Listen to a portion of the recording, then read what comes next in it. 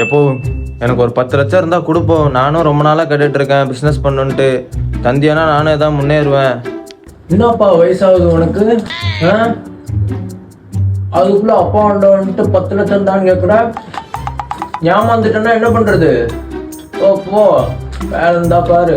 யோ daddy, நீ பண்ணுறது உனக்கே நல்லா இருக்கா சொல்லு?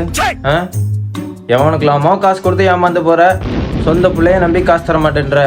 என்ன கணக்கு டாடி வந்து? இங்க பாரு, உன் டேடி எல்லாம் யாராலையும் ஏமாத்த முடியாது. சரியான உஷாரு.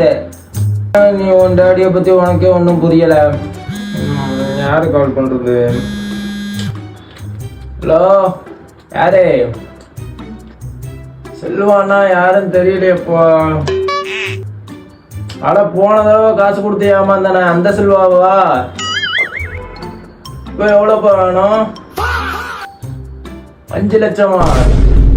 திரும்ப தர மாட்டியா? சரிப்பா சரிப்பா, தாரேன், எடுத்துக்கோ. என்ன சொன்ன? உன் டேடிலாம் சரியான உஷாரு, யாராலையும் ஏமாத்த முடியாது. போ போ. என்னையா ஏமாற மாட்டேன்ட்டு கண்ணு முன்னாடியே ஏமாறுத? போயா.